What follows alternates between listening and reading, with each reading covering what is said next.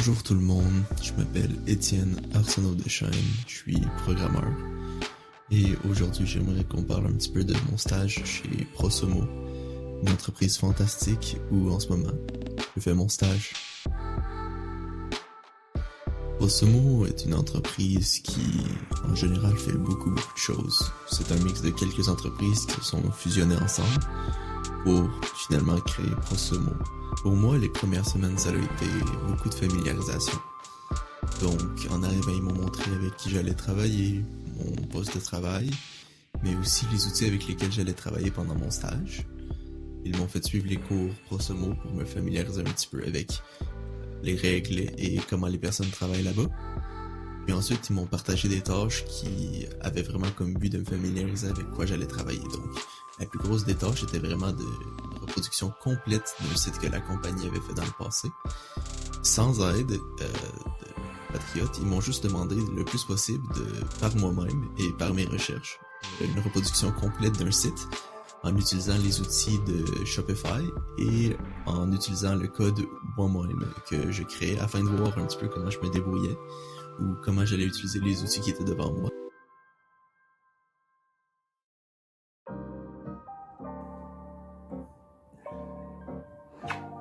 Bon, laissez-moi aller un petit peu plus en détail sur qu'est-ce que Prosomo est. Donc, Prosomo est une entreprise immense avec au-dessus de 74 employés, très simplement parce que c'est un mélange de plein de compagnies qui font beaucoup de différentes choses.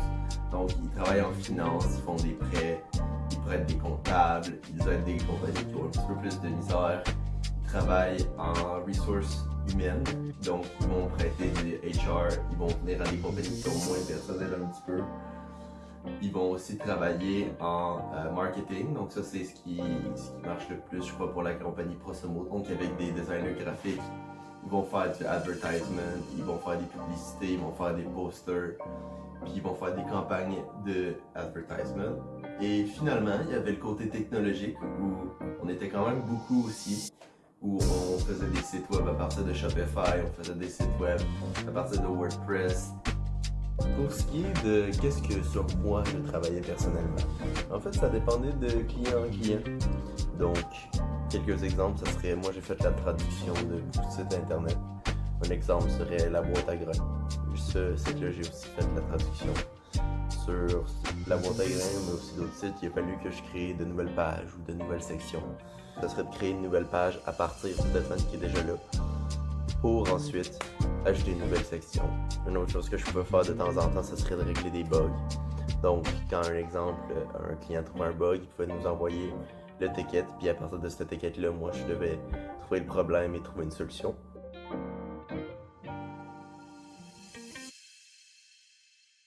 Ok. Coucou les amis! Salut Simon! Aujourd'hui, on va faire une petite rencontre pour une petite entrevue. J'ai quelques questions pour toi maintenant que mon stage est terminé. Voir un petit peu comment ça s'est passé, des questions générales pour l'entreprise de Prosomo, puis voir comment mon expérience en tant que stagiaire s'est passée. Parfait. Excellent. Donne-moi un petit peu brièvement, présente-toi, qu'est-ce que tu fais chez Prosomo, ton titre aussi. Ok, bonjour, moi c'est Simon, puis gestionnaire des productions Shopify. Fait que dans le fond, je m'occupe de tout ce qui est côté production des Shopify, qui sont des commerces en ligne, des e-commerce qu'on appelle.